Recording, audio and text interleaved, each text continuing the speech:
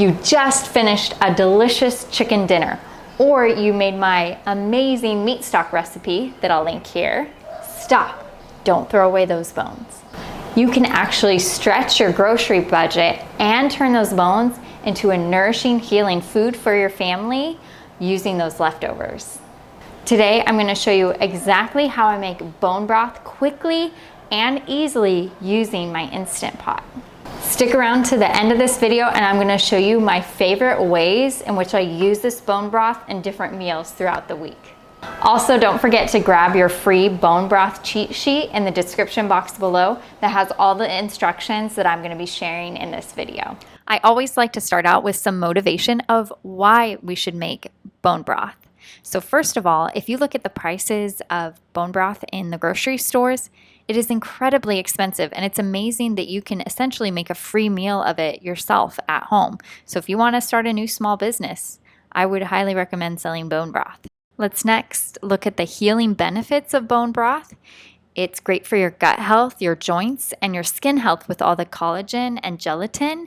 And then it also has so many essential minerals that keep your bones, muscles, heart, and brain working properly. So I hope I've sufficiently motivated you. Let's save those bones.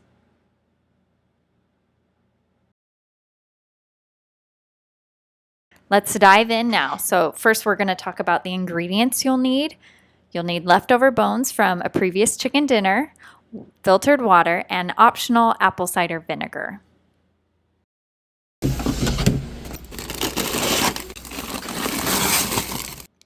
Let me save you some frustration. Make sure you freeze your bones in your Ziploc bag on the side so they don't get stuck on the top when you're trying to slide them out. There's only a few steps for this recipe. So first we're going to take these frozen bones and barely cover them with water and add a splash of apple cider vinegar. That is going to help extract some of the nutrients. It's optional to soak it for 30 minutes. But since I'm a busy mom of 3 and I started this later in the day, I'm going to skip the soaking. Sometimes I soak it, sometimes I don't. And either way, it still ends up really thick and gelatinous.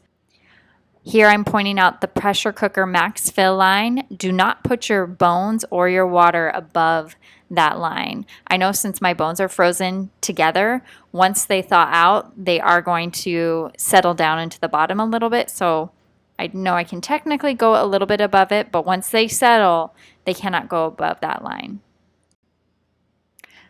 I also want to say adding the apple cider vinegar is optional. There have been times where I've made it without the apple cider vinegar and it still turned out nice and rich and gelatinous. So don't feel like if you don't have apple cider vinegar, you can't do this. If you notice after your bone broth has cooled in the fridge that it is not gelatinous, it probably just means that you added too much water and it's a little watered down. So the next step I find is optional. You can either get this to a rolling boil and skim the scum, but because I'm in a hurry and trying to get this done quickly, I'm going to skip that step. Sometimes I do it, sometimes I don't, and either way, my bone broth still turns out delicious. So some people, after they skim the scum, they like to also add different herbs and spices just to help the flavor. I like to keep mine really neutral because I like to make different things out of it, and I just add my flavor whenever I add it to different recipes. So we're ready to start our Instant Pot. For bone broth, we're going to use the soup and stew button and cook it on low pressure for 1.5 to 3 hours.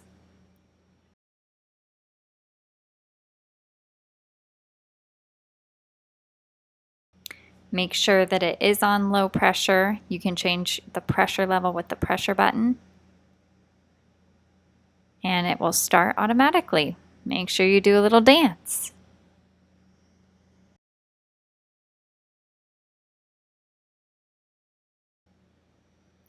Okay, so I'm trying to be efficient here. We got 5 more minutes to go. Let me get everything out that I need so I can get this processed and get another batch going. That is something that's amazing about bone broth, is you can use the same bones multiple times to make multiple batches of bone broth. See, that's why you need to make Bone Broth, your new small business. I think we could make so much money. Okay, so here we go. Taking out all the bones so that I can then strain the broth into these jars. Normally I would let this natural release, but it is evening time and I already want to get another batch going, so I'm not going to let it natural release yet. You will find that this first batch of bone broth is more flavorful than your second and maybe third batch. And that's just because we've extracted more of the nutrients in the first batch. They're just more dense. So as we can see, these bones still are not crumbling under my fingers, and that tells me we can make another batch.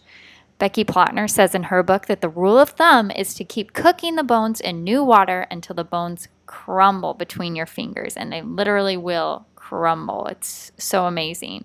They're so soft, once you've cooked them enough, you could actually eat the bones. And in some traditional cultures, that's actually what they do, is they crush up the bones once they're that soft and actually eat them, and they are a good source of calcium. All right, here's our second batch of bone broth. Again, low pressure for 1.5 hours. I would encourage you, for your Instant Pot, test it out. Test different cooking times, 1.5 hours, 2 hours, 3 hours, depending on the thickness of your bones and the amount of bones you're using. You might find you like it when you cook your bone broth a little longer or a little shorter. So feel free to experiment. So let's check out these bones after the second batch. They are crumbling. I'm not touching it with my hands because it was super hot, but they are really soft and crumbling to the touch. So I'm quickly straining this. You can see out my window it is getting dark outside, and I want to get this quickly processed and cooled down so I can go to bed.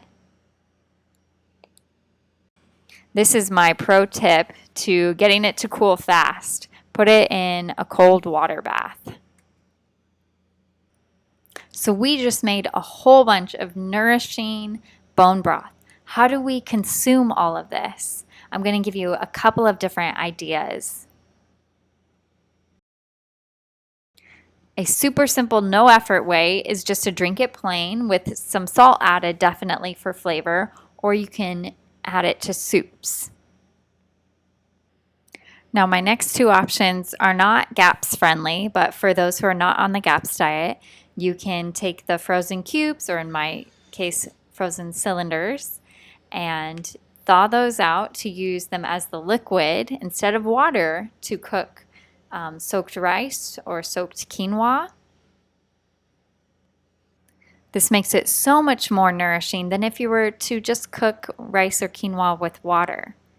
So a really easy way to take what you're probably already cooking and eating and make it incredibly more nourishing. Here's my daughter with some of that bone broth rice we just made and some more chicken. And guess what we're gonna make with this? If this video was helpful, don't forget to like and subscribe so you can hear more tips from a busy mom of 3 of how to incorporate traditional foods into your daily routine. Also, be sure to download the free bone broth cheat sheet I have below that includes all these instructions so that you can make it perfectly for yourself at home.